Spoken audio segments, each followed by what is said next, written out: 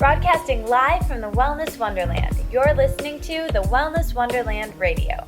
I'm Katie, and each week I chat with the most inspirational people on the planet on how to stay inspired in all areas of life. As you listen, feel free to tweet at me at Katie Dalebout or use the hashtag Wellness Wonderland. I'd love to hear your aha moments. So grab your headphones and listen on the go, or cuddle up with a notebook as we dive in deep with authentic conversations right here in Wonderland. Hey guys, before we get into today's topic, I just want to thank you guys for the amazing iTunes reviews you're leaving.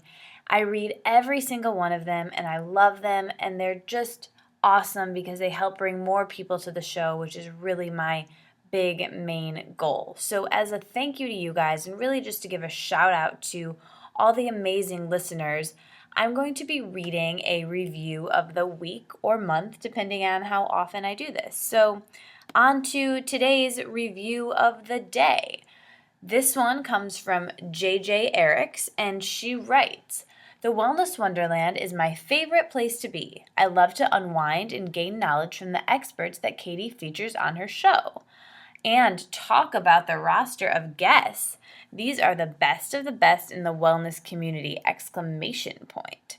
Great work, Katie. You have a lifetime subscriber over here." Oh, I love that review so much. I know this person very well. This is my friend and mentor, Jessica, and thank you so much, Jess, for listening. She wrote this review back on November 26, 2013, so she's been with me from the very beginning, listening to all the episodes, giving me her feedback, and I appreciate it so much. I could just hug her, and I will the next time I see her. So thank all of you guys for these reviews. I'll be getting through them one by one, and maybe you want to leave one if you've been listening for a while, or maybe this is your first time. So head on over to iTunes, leave a review. You can find the show notes all at my website, thewellnesswonderland.com. And on to today's show. Enjoy. Welcome back, everyone, to the Wellness Wonderland Radio. I am thrilled that today we have ELLE GRIFFIN here, and I have been excited to interview her for weeks. So I'm so excited for you to get to know ELLE and maybe introduce you to her and her amazing work as a coach and a scholar of the Divine Feminine. ELLE is just one smart cookie, and I am so excited to dive into deep topics with her today. She's the founder and editor-in-chief of Over the Moon magazine, which is newly launched this week. She is co-host of the smash hit radio show, The Period Party, with our other guest who has already been on the show, Nicole Jardim, and we'll link to her podcast below. And she's a mentor to women all over the world in her private coaching practice. So I'm so excited to dive in deep into femininity and hormones and everything in between with you today, Elle. So thank you so much for stopping by Wonderland. Oh, absolutely. I'm super excited. I love these kind of things. And collaborating with women is just the best ever, and your show is awesome. So thank you so much. I'm very honored to be here. Yay. Okay, cool. Well, like I said, I was telling you before the call, I just have so much I want to ask you. Like, I may be overwhelming us. So let's dive in right away and give, just kind of some top line things about your story and your journey, zooming the lens back a little bit and telling us what led you to this work and on this path of this, beautiful heroine's journey that you have, and how you made that. Yeah, so it's been quite a journey. I think, like many women's spiritual practice, my practice started with the body, with a healing practice. Yeah. So, 10 years ago, it was 2005, and I was reaching the end of about a 5-year-long stalker situation where a man had become basically asphyxiated with me and had shown up at my job and my house and my church and followed me everywhere. And our family had moved a number of times to get away. And my goodness, he had been arrested a number of times, but nothing really stuck. And to make a really long story short, we were finally there was one night where he broke into my bedroom window with a knife and attempted to kill me. Oh And my gosh. How old were you at this time, Elle? so I must have been 20 or 19 years old. So you were very young. Yes. And it was kind of just the straw that broke the camel's back. You know, it was really good that it happened, because we were finally able to put him in prison. He's in prison now, for a good length of time. And it allowed me to finally be able to heal, because I was dealing with all this post-traumatic stress. And when your body is dealing with depression and anxiety, your body becomes overwhelmed because it's so connected to how we feel emotionally. And so my body just started deteriorating. I was broke out in psoriasis that doctors said was, incurable, and I would have for life. And I had major stomach and digestive problems, and I was like always in pain, and I would go to bed every night like feeling like I was dying, like there was something wrong with my body, and my body was like breaking down. And so, that was kind of the call to action on my journey. And it's been really amazing ever since then. Over the last 10 years, I was like, I need to heal my body. I need to heal my mind. I need to, heal my soul. And over the past few years, it's really just started to get more and more, whereas before it was like a practice of my own on the side and something I was doing for myself to become happy and healthy. Now it's become my business. And it's just, I could not be more thrilled to be where I am now. Like, I'm so excited. My work is so much fun. And now I work with the Divine Feminine, and specifically the Divine Feminine as she's represented in the Bible. So we have biblical examples and archetypes of the Divine Feminine, like Mary and Mary of Magdala and Saint Elizabeth, and all these iconic women in the Catholic Church who show us what it's like to be divine. And it's kind of interesting. We come to this place where we feel a little bit removed from that. We're like, oh yeah, Mary, she's this virgin woman who is totally, we honor her, we hear her, and in reality, like, we are the same. We could be just as easily revered and honored as she was. We're divine, just like Mary was. We're all daughters of God, and so that's what I want to help women awaken to now, and through all the avenues that I went through your body, through your mind, through your soul, however your journey needs to take you to get there.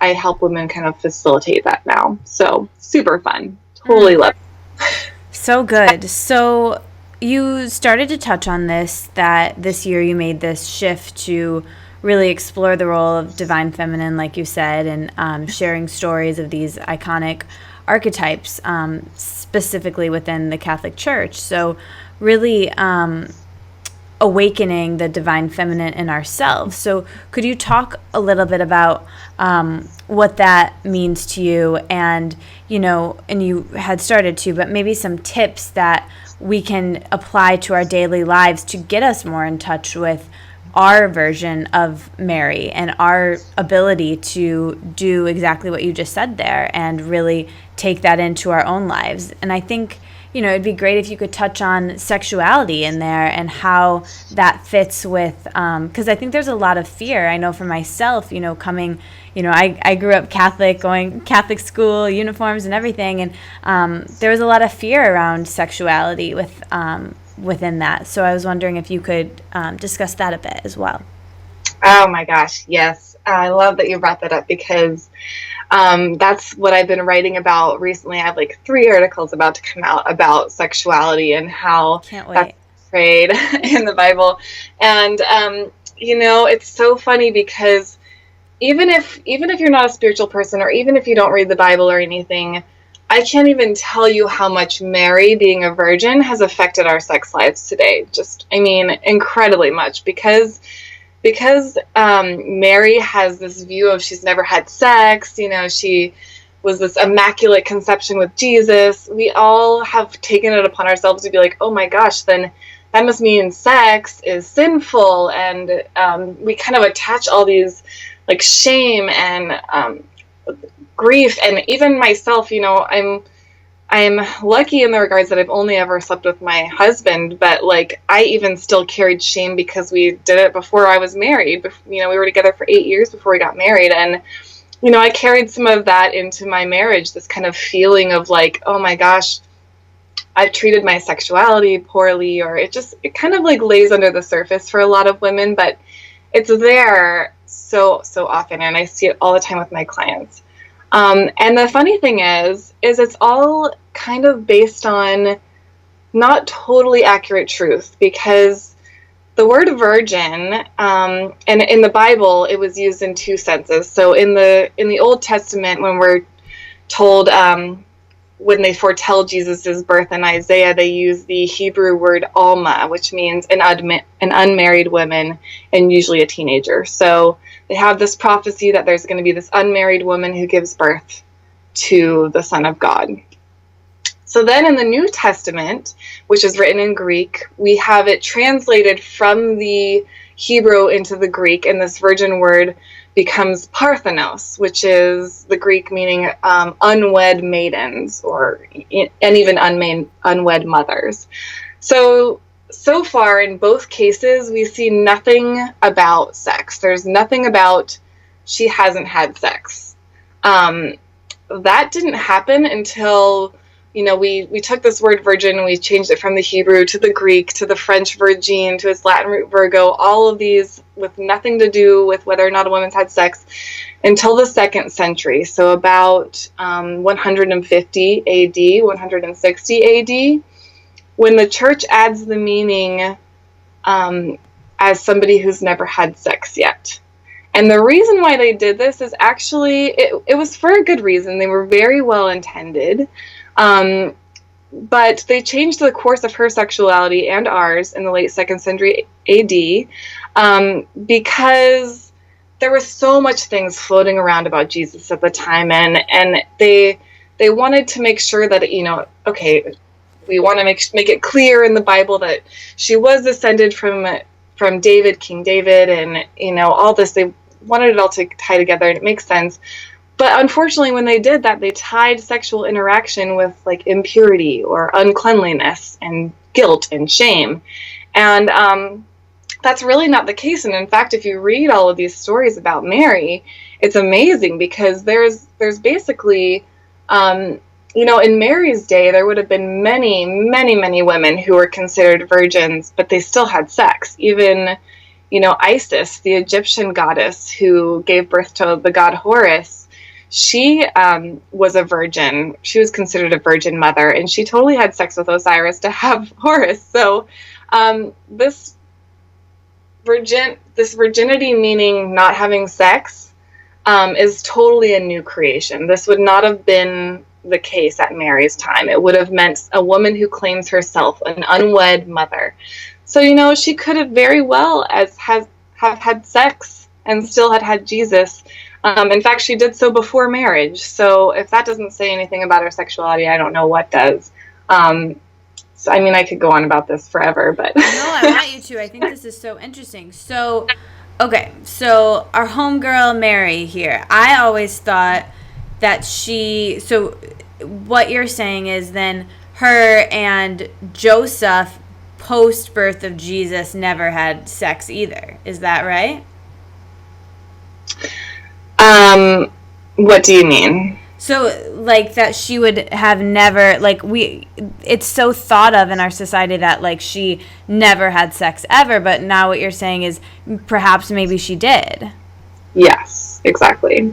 So interesting, and I think it's such a paradigm buster, because there is, especially in that faith, you know, I know that I grew up, you know, in religion classes saying, like, you know, no sex until you're married, for sure, and it's so terrible if you did, and it's like there's all this fear, and then that kind of comes into fear of pregnancy and fear of like all of these things, and there's just so much fear and negativity around it. And I think that the work that you're doing to really help with that can, you know, completely impact the world, so and women. So what are some things that people can do that are kind of actionable to release that shame and guilt, like myself, that people might have picked up along those lines?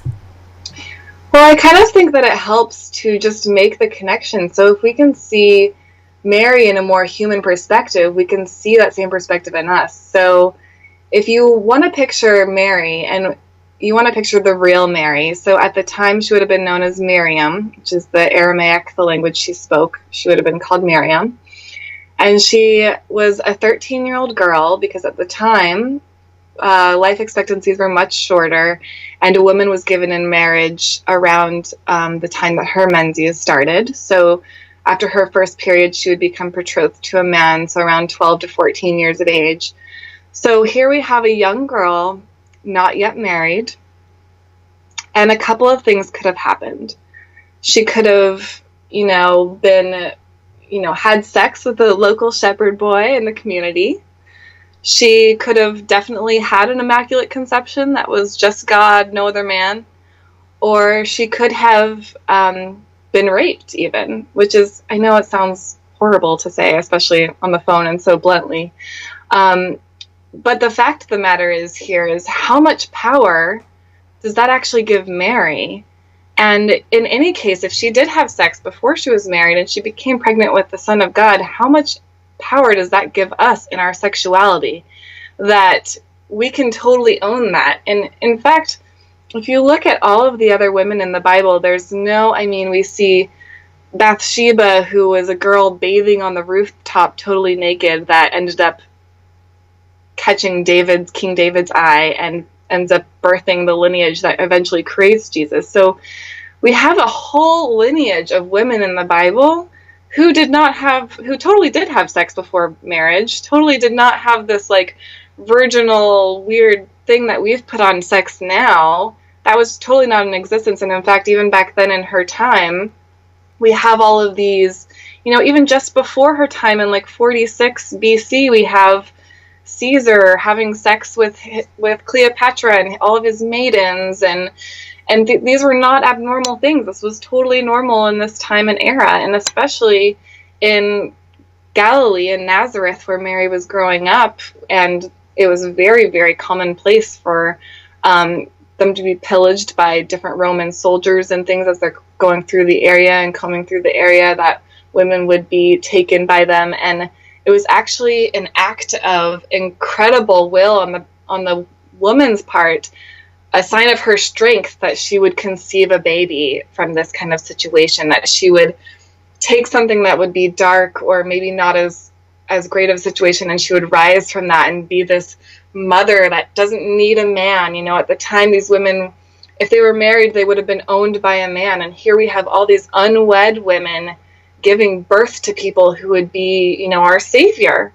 And so I think just connecting to that and remembering this, if we can, read the Bible with this fresh perspective, or read these stories, we can get rid of this shame and guilt in ourselves, because we can realize, even God never intended us to be virgins. I mean, if he did, he would have never made them all naked, hanging out in Garden of Eden, eating fruit and being sexy and all that. I mean, this is like, our sexuality is something that we should own by ourselves, and that is the empowering part of connecting to Mary's story as a human woman who, has sex and gives birth, and it's still the Son of God. Like, that is incredibly powerful, I think. It's been powerful in my own sex drive, so, just to uncover that. So hopefully it helps other women as well. I love that, and it's hugely powerful for me. And like I said, I relate to your story in a lot of ways, especially your relationship to the Catholic Church and how you embrace spirituality and so many other things, and eventually came back to this and are almost giving it kind of the facelift and debunking things that I think it really needed, or at least it needed for me to be able to get behind it again. So, or for the first time, actually. And so, I mean, I think that it's really sad when you look at it that way, that is kind of where we have headed with that relationship with the virginity in general and religion. And I think that, you could say it's sad on one side, or you could say it's great because we have you, and you are here to shift things, and that means there's a lot of work to be done. So thank you. Oh, you're welcome. So I guess, that brings me kind of to my next question. So you say in your writing that for the past 2,000 years, it has actually been beneficial and even necessary to see the role of the church and society through the eyes of men. So why do you say that you think it's even necessary? Well, so the past 2,000 years, has been the age of Pisces. So since the birth of Christ, we have this era of time when, if you think about the world in the last 2,000 years, there's been so many, and especially if you're thinking, okay, from Jesus's time onward, we're having these conquests and this Christianity basically taking over the entire world at this time. It's all over Europe. Spreading by way of these disciples, writings going out everywhere by the men who are really like spurring this forward. We have that masculine energy, that drive to make things happen. You guys need to hear this word. This guy rose from the dead. This is absolutely crazy. You all need to hear about this. Spreading the word, writing to each other, creating these uproars with the politics at the time. The politicians were all writing to each other being like, what the heck is going on? We can't control our people because they're in uproar over this guy. They're saying he came back to life. Everybody's freaking out. And this is the nature of the divine masculine at work here. They spread this message across the entire world just by their sheer willpower and their belief and their stamina. And, they're so great at all of that. They really, it's brought us to where we are today, and it was so important. The only problem with that is, we've kind of lost the feminine along the way. And, we even do that in the Bible. When we read the Bible, we see the masculine at work. We see these brilliant characters like John and Paul who are just super passionate about Jesus and, so in love with this guy and say all these amazing things about him. And then we see these just whispers of the women that we part of it is the Bible is written from a very masculine perspective, but part of it is us because we grew up in this masculine perspective. And when we read the Bible, we totally forget about this. You read about these, people bringing. We read about when Jesus was young and they take him to the temple and get him. Set him in front of the elders or whatever, and we totally miss the part that's just a couple sentences of this girl Anna, the prophetess, this old lady who just takes Jesus in her arms and is loves him. And it's really easy to do because they're so short and far between. For example, I think a really great example of this masculine energy that was so needed this past 2,000 years is Pontius Pilate, the guy who is often responsible for the death of Jesus, because even though he really, really didn't want to, he ends up making the call to crucify him. And there's just one little sentence in there about Claudia, his wife, and it just says, she comes to him and says, please don't kill this man. I had a dream about him last night, and this is not going to go well. And it's such a silly little sentence, and we don't even think about it, and we're like, okay, this is so great that we have this masculine, this Pontius Pilate. It was totally, even though it was sad, his role in the Bible was very necessary. And then we see this Claudia, this wife, and I can only imagine how that would have seemed to him, especially since I see this play out with me and my husband all the time. Just me being oh, I had a dream last night that I'm supposed to do this, or last night I had this dream that meant this to me. And my husband's like, oh my gosh, yeah, you and your crazy spiritual dreams. Sometimes it's just a dream, God isn't always trying to tell you something. And I can only imagine Pontius Pilate feeling the same way and just kind of brushing the feminine aside because he's I can't go out and tell the mob people that my wife had a dream that I'm not allowed to crucify this man. That would just not go over well. So we totally needed his energy the past 2,000 years, but now, we've got this shift, the age of Aquarius, and it's time to start remembering that feminine, that she's totally there. She's totally been present the past 2,000 years, but we've just kind of shushed her because we needed that go, go, go attitude.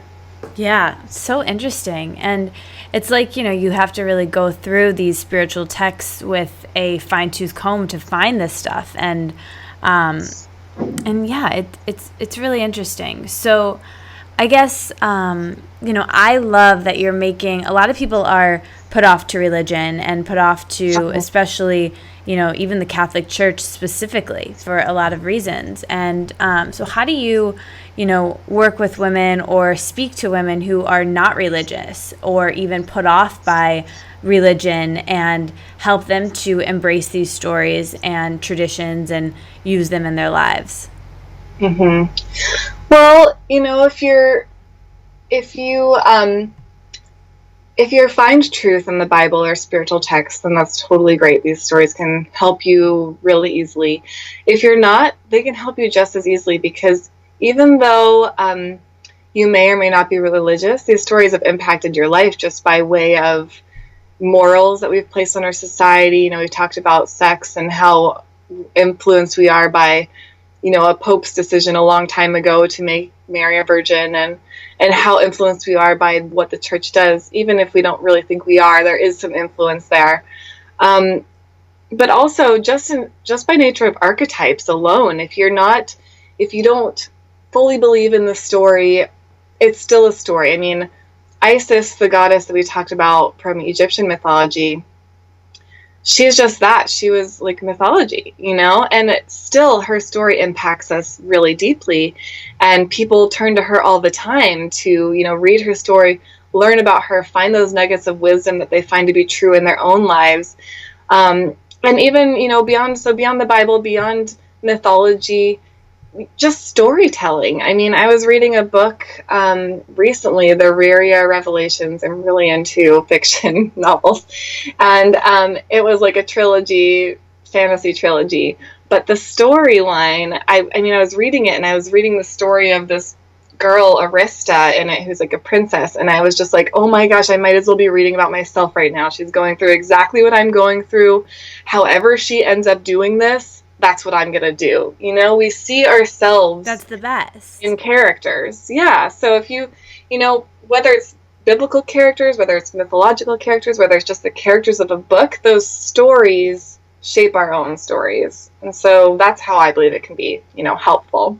That's so good. And I think great for a lot of people listening to this show, because, this might be a really different topic for most of our listeners, because we don't really talk about religion, and most of our focus is on spirituality and self-development. And for me, just to kind of highlight my story, like, I love self-help and I love spirituality, and I get very into, I'll just come out and say it, I'm very addicted to self-help and self-development and reading that kind of thing. So I think, I could stand to use some more fiction. Like, I'm going to have to get those titles from you later. But it's so true that, like, when you can relate to someone, a character, even in a movie or, in some spiritual text or, in fiction, I think it really is powerful, because you can not only see, how they handle situations, but you can have kind of a fresh perspective of how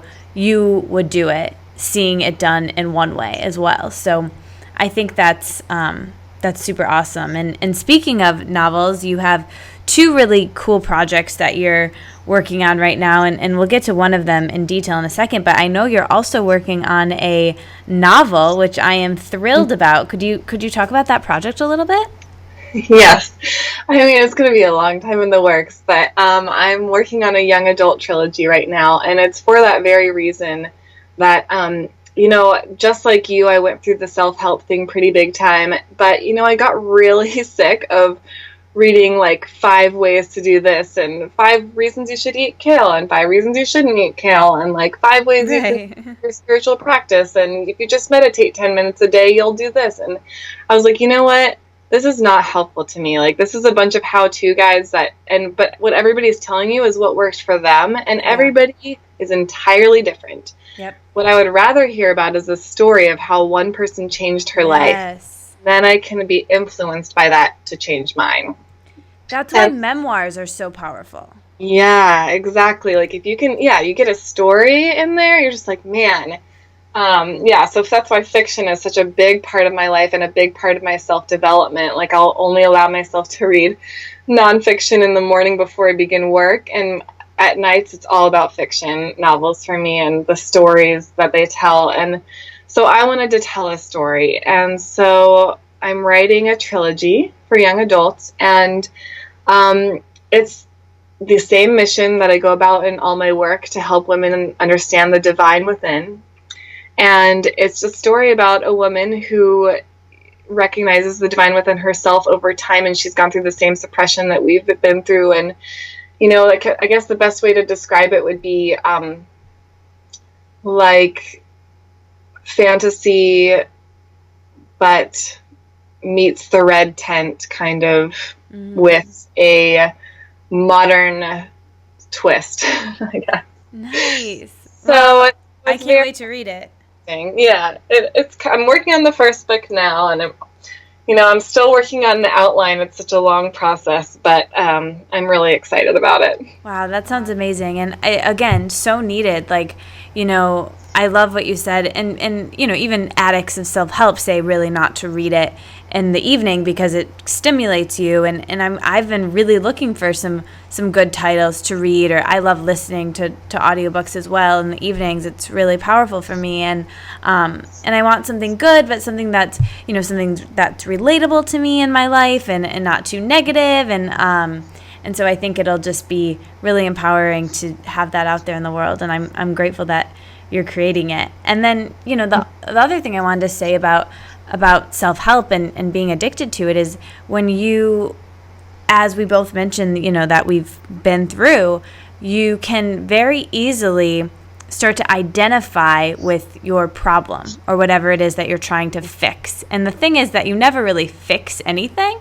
And right. So then you just keep changing them. Like you choose one thing, and then it's like, oh, I don't really feel like fixing that today. I'm going to focus on fixing this, or it's going to be my body today, and that's going to be my relationships tomorrow, and the next day I'll focus on, my body again. And then we just transfer, addictions and what we want to focus on. So, I think getting out of your head is really powerful, and fiction is a great way to do that. So I love that, Elle. Oh. Yeah, me too. Yeah. We are so on the same wavelength. So speaking of, I am going to be loving your next project, which is launching today when everyone's hearing this podcast, which is an amazing new magazine, Over the Moon. I love the title. Could you talk a little bit about how it came to be and your vision for this project? Yep. So the subtitle is Where the Divine Feminine Comes to Party. And it was about a year ago. I just was, I was thinking about how I was writing a lot for Mind Body Green at the time, and I was writing a lot of, health stuff, and, you find a lot of stuff on there that's really helpful. Yeah.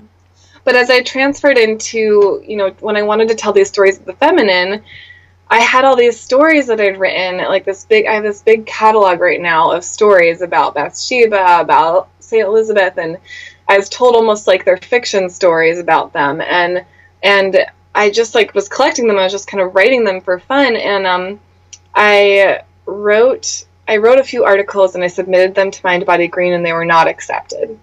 And I thought, that kind of makes sense. They're probably a little too out there spiritually. Where should I write for next? So I was scoping out all the magazines that I could potentially write for, and there's a number of good ones out there.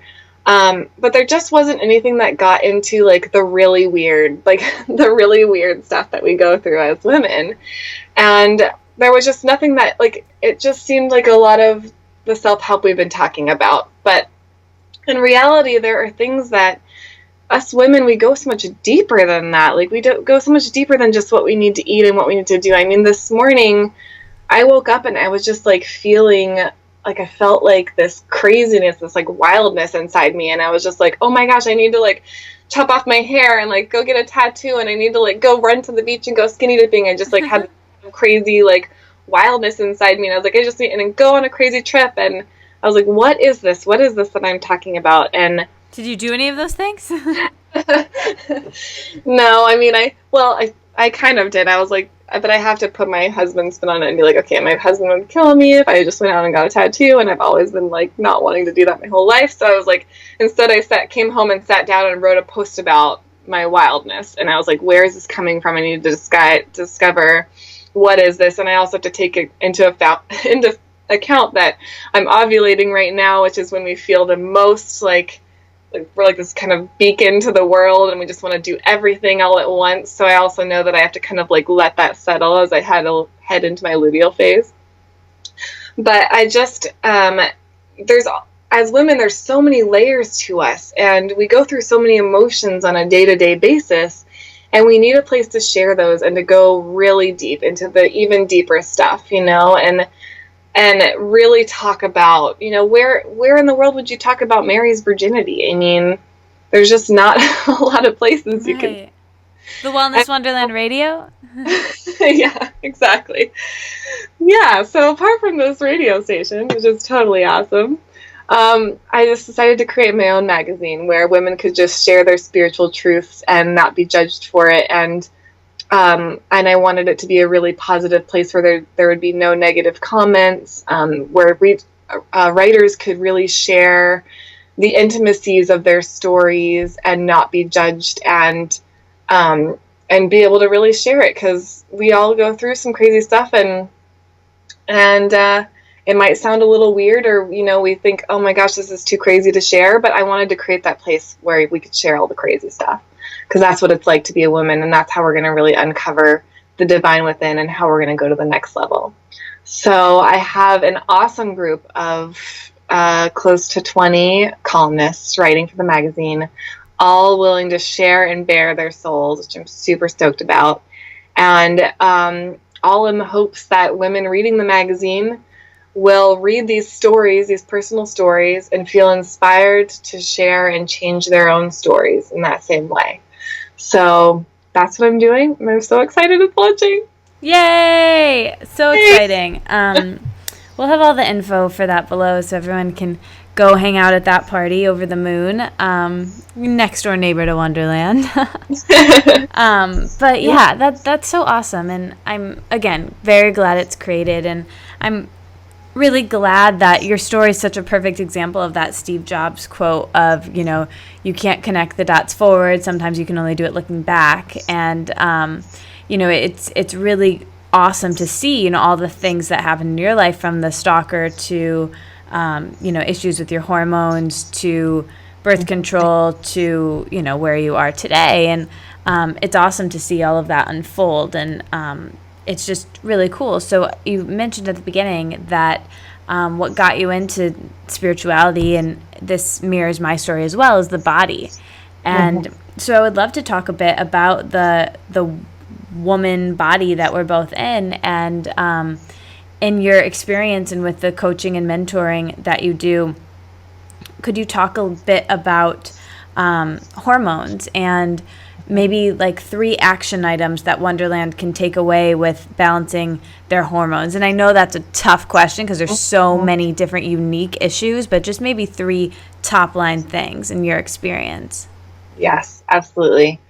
So I think that, you know, when it comes to hormones were definitely a major driving force behind why I do what I do now, because I was on birth control pills for about 7 years.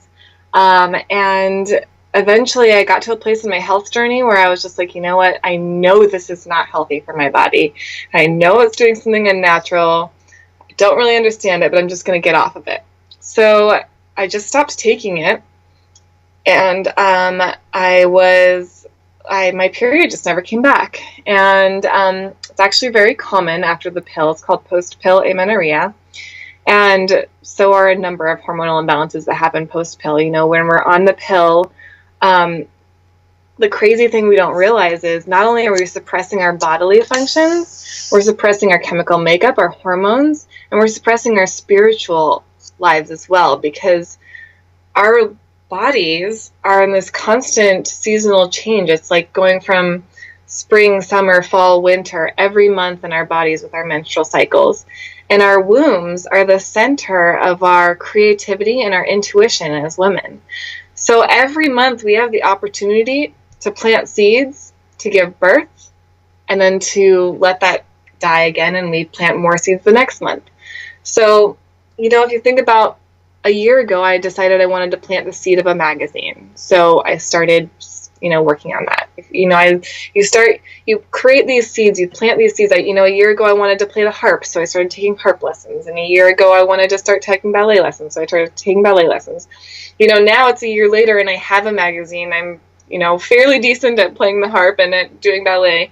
And that's all because I just planted the seed. Mm-hmm. Well, if you're taking hormonal methods of birth control, you're suppressing that whole monthly system, that cycle of death and rebirth, that ability to plant seeds in something new in your womb and have this, from this place of creativity, to have new ideas spring forth and to really connect with your body. And if you're disconnected with your body, like, how can you connect with your soul? I mean, it's just so incredibly difficult because you don't even know what your body is doing. Your period is like a monthly report card of your spiritual and mental and physical health. So if you don't have that report card, you have really no idea how you're doing inside. And on top of that, to make matters even worse, when our period comes around and we all start getting really emotional or angry or sad, we just throw those aside and are like, oh, here we are being crazy because we're on our periods, which is totally not the case. That's like pure, when we're on our periods, that's like pure wisdom coming out, just like our blood is coming out. Our body is releasing those emotions that we've been holding on to all month. So if you're suddenly feeling really sad or really angry at your period, it's because you've been holding on to that all month and your body is now releasing it.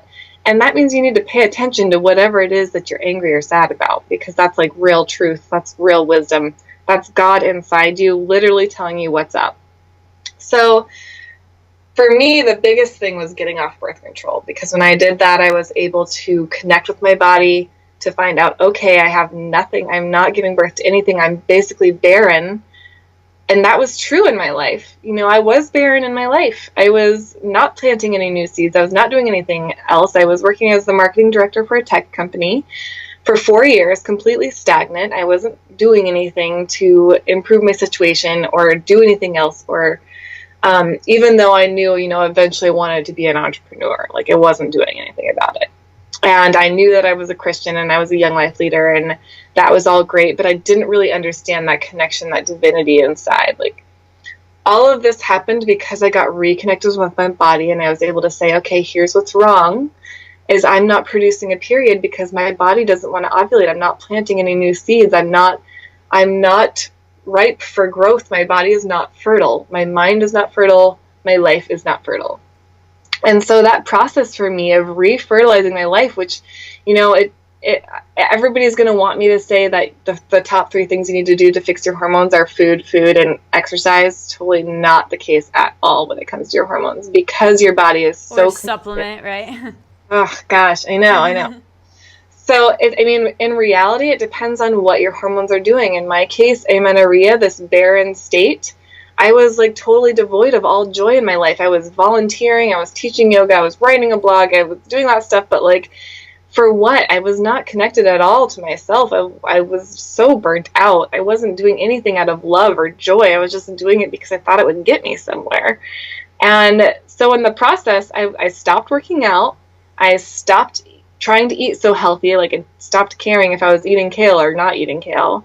I started doing fun things like playing the harp, and took up, ballet and stuff. I quit yoga, which was I'd been doing for years, and I just started doing things for the fun of it. And when I started doing that, I started connecting more with my body, and I got my period back. And over a couple of years of time, I got really connected to my body, and in the process, my body became an asset to me on my spiritual growth.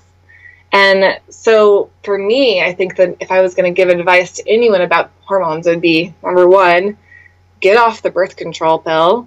2, listen to what your body is doing. It's actually pretty logical if you think about it. If you're not having a period, if you're having periods constantly, if you have tons of acne, these are all signs that something is amiss in your spiritual, mental, emotional world that you need to focus on. Don't take the path of like, I just need to eat healthier and work out healthier. Like, you need to actually see what's going on with your life.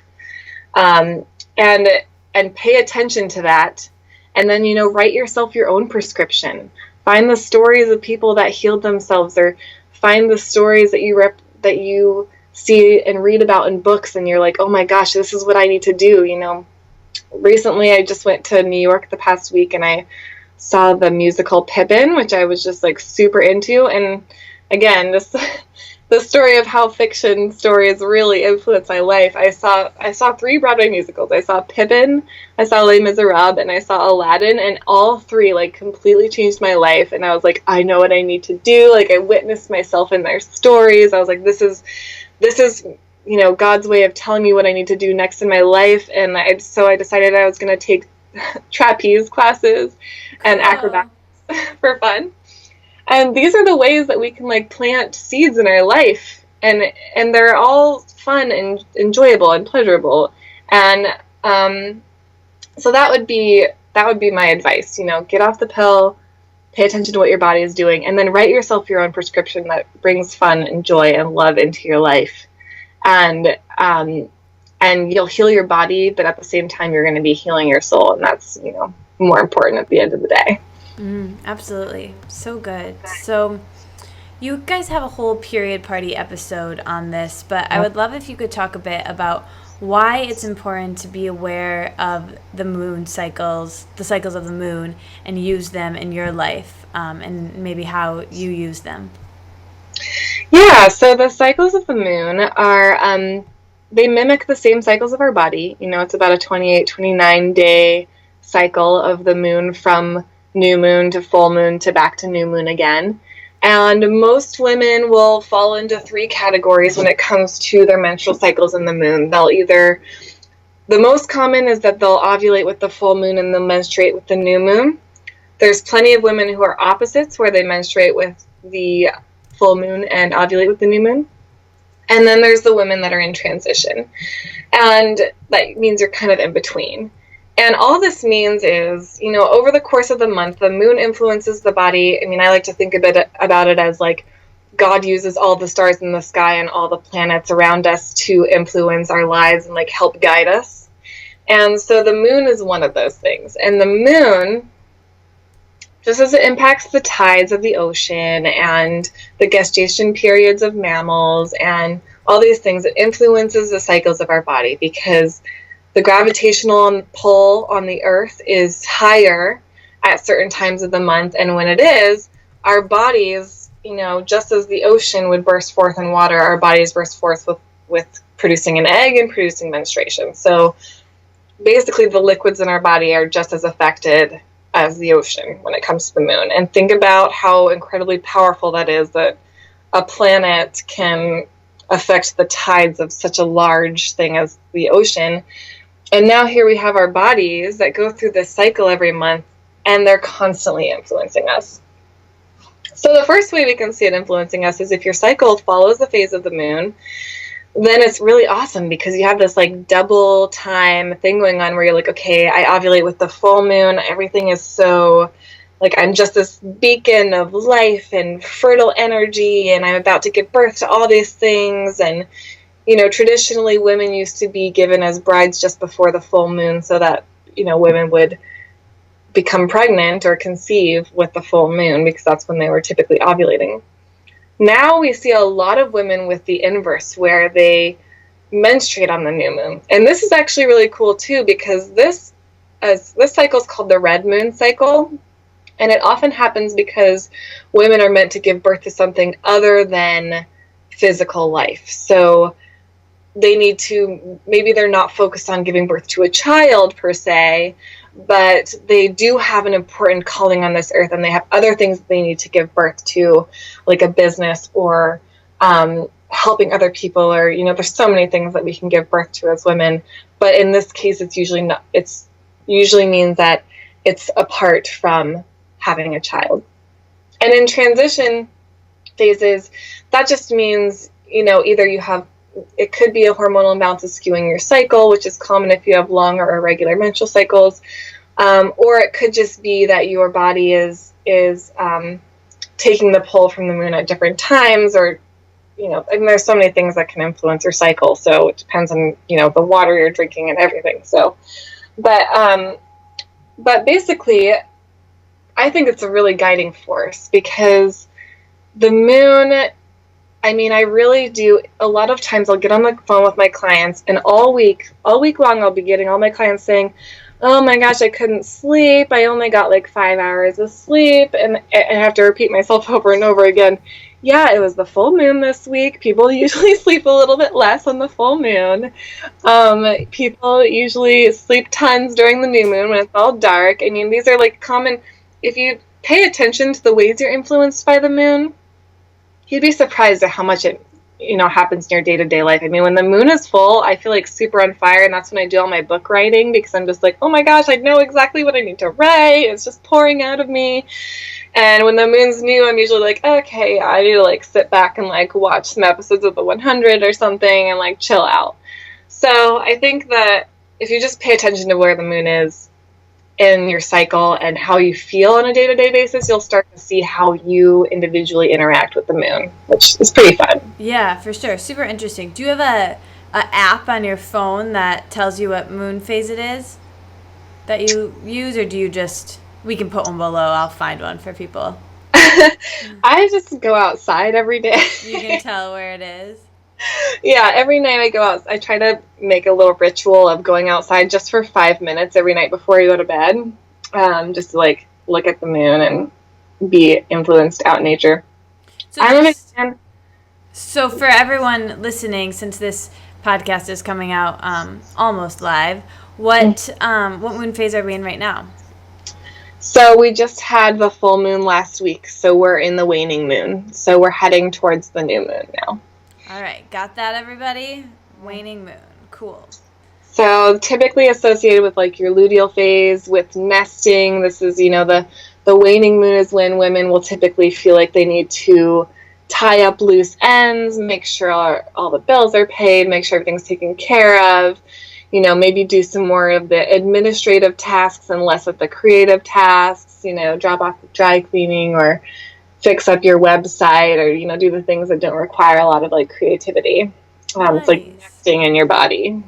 Interesting. I love that. Super interesting. So you wrote a really personal post that I think touched a lot of people, and I know for me it was really, really awesome to hear. So you talked about and you've mentioned this a couple times, that women can birth things other than children. They can birth businesses, and they can birth all sorts of things. And you talked about not wanting to have children and wanting to birth other things. Could you talk a little bit about that decision and some things that it brings up for you and in society? Yeah, I mean, I kind of, about a year ago, my sister-in-law became pregnant, and I'm 29 years old. I'm about to turn 30, and it's something that comes up on the table. I've been with my husband for close to 11 years now, and so the kids thing just comes up on the table from time to time. And when she became pregnant, it came up on the table for us again, and we were like, do we want kids? And for a long time, I just didn't really pay attention to that decision, because it was just like, maybe eventually, but I definitely don't now. But now it's starting to get to the point where, like, maybe we do have to make a decision about it. And I just, once it came on the table and I was like, oh my gosh, we could potentially have children now, I kind of freaked out. And I was like, oh my gosh, like, the whole thing just sounded really, like, it just didn't feel like something I wanted to do. And I actually went to counseling for it, because I was like, why don't I want kids? Like, what is this huge aversion I have to having children? I mean, it was even like, and maybe this is like too personal, and I certainly don't want to offend anyone, but like, I would even meet people that are moms or like hang out with moms, and I would just like have this kind of reflex of just like, oh, like I would just like feel like really unhappy. Yeah. Yeah, I was exactly, that was it. I just felt totally repelled by it all. And the funny thing is, my body was equally repelled, because every time I've thought, like, for example, this one time we went over to a friend's house and they had 10 kids, all of their kids were there, and they were running around like madness. And I was just getting this huge pain, like literal pain in my ovaries. And it hurt so bad I was like doubled over. I got in my car afterwards and I had to pull aside into a gas station, and I was like in so much pain. And I knew it was because I was seeing all those kids and thinking, like, this could be me, and it just, like, scared me. Yeah. Yeah, and my body, and that was right when I was supposed to ovulate, and I ended up not ovulating. So my body was, like, so freaked out to this extent where it was like, nope, you think you wanna have kids? I'm totally not gonna do that. Like, Yeah. you don't want this. And so I went to counseling because I was like, why do I have this huge aversion to children or having kids? Is it like something my parents did, or is it some like fear that I have, And as it turned out, I just think I'm one of those people that just doesn't want kids. And it sounds weird to a lot of people that really do want kids. And I think that it's like probably a hard thing to talk about to people who really do want kids, but especially if your body is not doing the things that it needs to do to have children, sometimes it's just a sign that you got to do a little bit of redirection. I mean, especially in the Bible where infertility is really freaking common. I mean, and think about how God used every single one of those women who couldn't conceive to do really amazing things in the world. So I think that while being a mother is a huge calling and super amazing, and the women who do that I mean, how incredible are they? Right. But it just was not, it doesn't feel like my calling. And, if it is, I'm sure God has a way of making that happen. So. Yeah. So, I mean, I guess that's a great thing to kind of go to the next thing, that there are other ways of people are probably thinking, well, who knows, she may pop out 10 kids if she's not on the pill. So yeah. There are other ways to do birth control, and that you obviously must practice. So could you talk a bit about, again, just kind of some top line things showing that there is another way? Yes. I use the fertility awareness method. Well, my husband and I both do. And it's a natural method of birth control where you know the signs of your body. And in so doing, you can predict exactly when you're going to ovulate and avoid having sex during those times, or at least use protection during those times. So basically, there's in like a regular 28-day cycle, there's like a fertile window of about, eight potential days, because there's only one day a month a woman can get pregnant. She ovulates one egg one time a month, but you have to like build in a safety net around that for the fact that like a sperm can survive in a woman's uterus for 5 days in fertile conditions, and an egg can survive 1 to 2 days. So you have about an 8-day window there where you should use a condom or withdrawal method or something like that. We personally use like a combination of withdrawal and then like switch to the condom later. So you can do that for the 8 days that you're ovulating, and then you don't need any protection the remaining 20 days a month. So, and all you have to do is know that there's just 2 different things that you use. You track your cervical fluid. So, leading up to ovulation, your body starts to kind of lube itself up. It happens because of heightened estrogen in your system. And so the first day you start to see cervical fluid is the first potential fertile day. That's the start of your fertile window. And the second phase is taking your temperature. So if you take your temperature every morning when you first wake up, it'll be like a low temperature for the first, 15 days of your cycle. And then after you ovulate, it shifts about 2 tenths or more higher. And so you have like a high temperature the second half of the month, because progesterone raises your temperature in your body. So when your temperature shifts, that's the end of your fertile phase. So you've got these 2 signs that show you what the beginning of your fertile phase is and the end of your fertile phase, so that you know when you could get pregnant. And that's what we do. And there's a great book, Taking Charge of Your Fertility by Toni Weschler, that is pretty much the Bible of the fertility awareness method, and it tells you exactly how to use it. Awesome. We'll link to that below. And then there's an episode, or maybe a couple episodes, you guys talk about this a lot on your show, The Period Party, so people should check that out too if they want more information. And I do have like a workshop. If you go to the product section of my website, I have my Ditch Your Birth Control book, and then also the workshop for how to use natural birth control, and those are both for sale there. Awesome. We'll have links to those below as well. Everyone should for sure check those out. So you've studied food extensively, and you studied nutrition, and you really believe that food and eating, through all of your experience, like you said, you've been eating kale and all the healthy things, and then really now you speak of pleasure being such an important part of food and eating. Could you talk a bit about why that's important? Yes. So personally, I believe that our bodies are naturally designed to want the foods that we really want. And so a lot of times the first thing I'll talk about with my clients when they get on the phone is, I'll say, what is your goal? A lot of them have hormonal imbalances or different things. And I'll say, okay, what have you tried? And they'll say, oh, I eat this kind of diet, and I'm super healthy. And the first thing I'll do is throw that all out and say, okay, what did you eat when you were a child? What was that guilty pleasure? What was that? My mom used to make this like cream chipped beef over biscuits. It's like, Mind Body Green would like balk at it. And the health websites would just be like, oh my gosh, you should never eat that, like processed meat and, all this stuff. But I actually think that our body's reaction to food is more based on how we feel about the food than necessarily the actual nutritional quality of the food. I mean, both are definitely important. But if you think about gastronomy, and, I'm a big fan of Marie Giuliano and her books, like the French Women Don't Get Fat books, and they don't have, trouble with gluten or dairy, or they don't try to limit butter and salt. In fact, those are all staples of their diet, and, they drink. Marie Giuliano is a perfect example of this because she's, in her late 60s now. She looks amazing. She's super skinny. She has beautiful skin, like hardly wrinkled at all. And she's never worn a workout outfit. She said she's never done anything that would cause her to sweat her whole life. And she's always eaten like a French woman, lots of, butter and meats and wine. And she worked for a champagne house, so wine was like a staple at both lunch and dinner for her.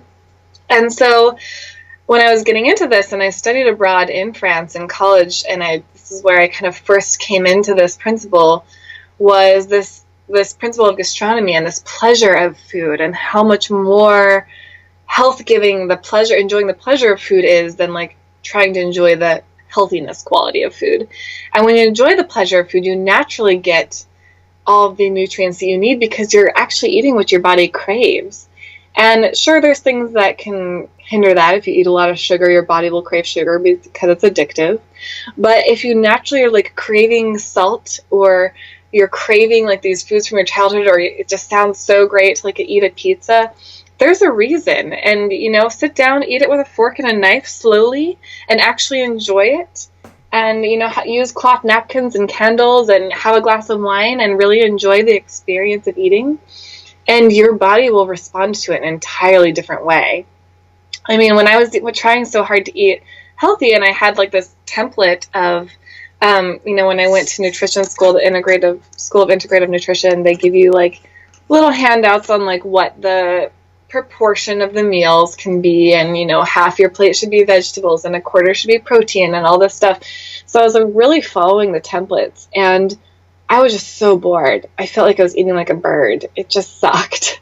And I was like, I'm just going to screw this. I'm going to eat what I want to eat.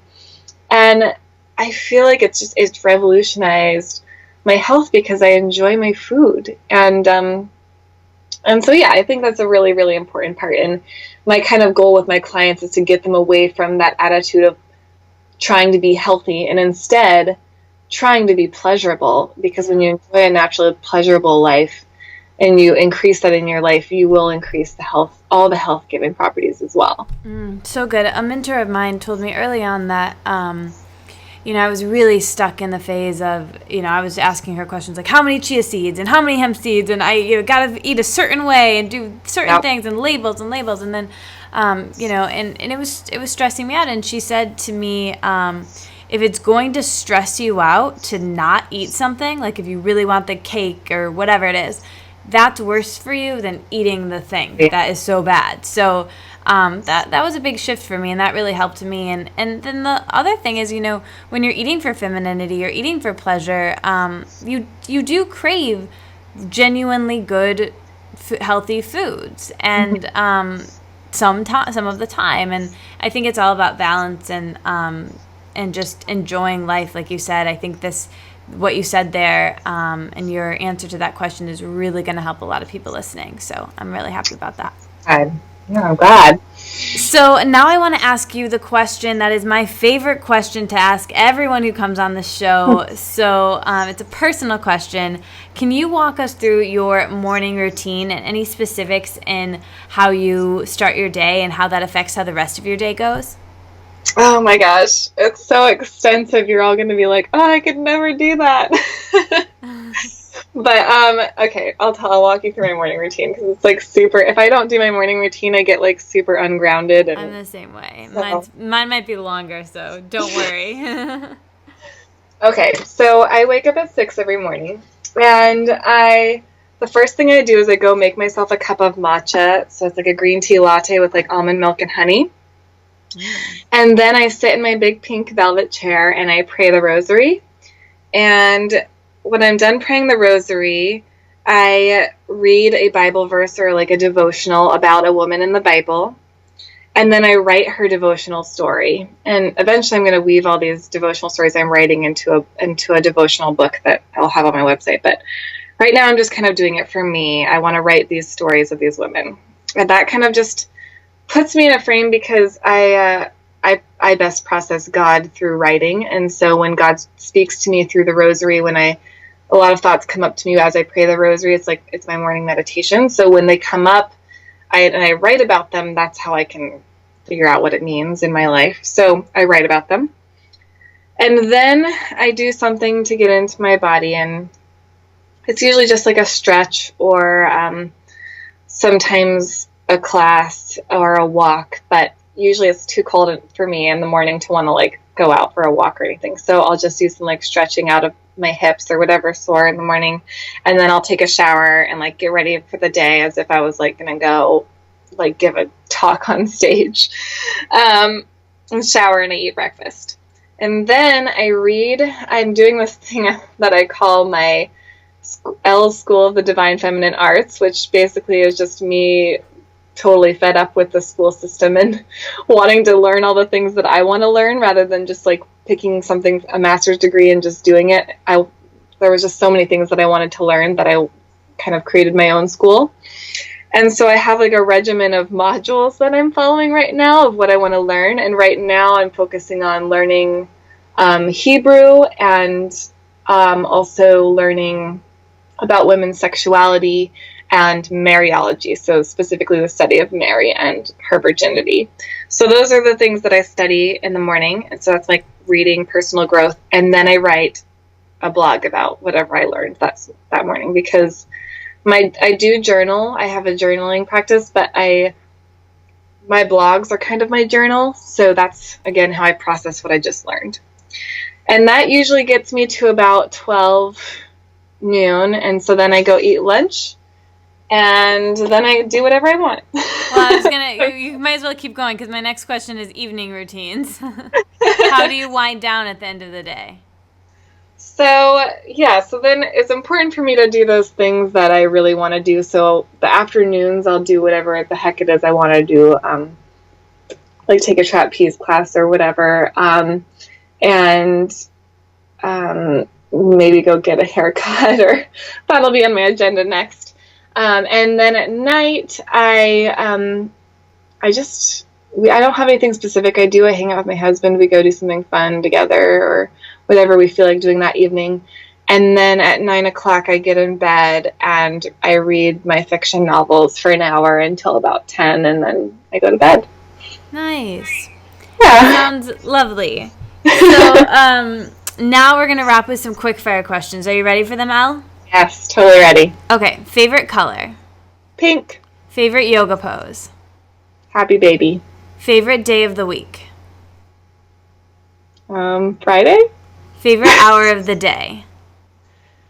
6 a.m. Favorite vegetable? I don't know. That changes a lot. Favorite fruit? Berries. What is the biggest women's health misconception you feel like you're constantly clearing up? I think I know your answer to this one. Well, I'm definitely constantly clearing up birth control, that's for sure. What's one practical self-care action that you take for yourself that's a non-negotiable for you? I have what I call my 6 things, and every day when I'm doing my journaling in the morning, I write down 6 things. 3 things that I need to do for my business and 3 things that I need to do for myself, and then that's the 6 things I do that day. What an awesome practice. Everyone can take that away from this for sure. So along with that, then, you do so much rad stuff. How do you stay organized and fully show up for all areas of your life? Do you have any practical tips around there? Yes, I have to do that morning practice because my husband and I travel a lot. My husband has like a sales territory that's basically everywhere west of Montana, and I just go with him. So we'll be in Colorado one week, in Utah the next week, and sometimes we'll be back home in California for a week, or up in Oregon visiting my family for a week. And so it was like I was just getting crazed for a while there, and that adding that morning practice and making that a non-negotiable, like this is my morning routine every morning regardless of where I am, Monday through Friday, that's the only way I can do it. Nice. So now shifting to food, I have a little scenario for you. You ready for it? Yes. So it's 8 p.m., you've had a long day, and you're starving. What do you do/eat/make? I'm like a huge fan of baked potatoes. So I'll make a baked potato and I'll like saute some like mushrooms and greens, and like then I'll put a bunch of pesto sauce on top, and it's delicious. Yeah, that sounds amazing. What's your go-to staple breakfast? It alternates between breakfast burritos or muffins. Nice. What are you most excited about in your life right now? Traveling and potentially my haircut. I love that. What is your favorite movie? The Zoolander.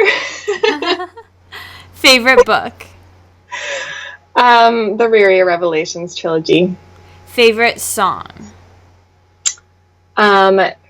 Pushing Back the Dark. And this is my last question and the staple question of this show. So as you know, the name of this podcast and the name of my blog is The Wellness Wonderland. So when I offer that term to you, Elle, to live in a wellness wonderland, what does that mean to you? What comes up? I mean, I feel like that is operating out of pleasure, because if you're following pleasure, you will be living in a wonderland. And so many people are shut off from that dream, but it's a total reality. You heard it here. Pleasure is a requirement for Wonderland. So thank you so much for being here, Elle, and we'll have all the links below, and it was just really fun hanging out with you. I know, totally. We should do this again sometime. Absolutely. Thanks for listening to everybody. Bye. Bye. Thanks for listening. You made it all the way to the end. I'll be back next week, but until then, let's stay inspired and keep this conversation going. So tweet at me at Katie Dalebout and our guest with your aha moments from this conversation. And like the Wellness Wonderland on Facebook, so we can all hang out there and discuss how inspired we are and how we'll apply it in our daily lives. And never miss another episode or post from me by signing up for email updates on thewellnesswonderland.com. See you back in Wonderland.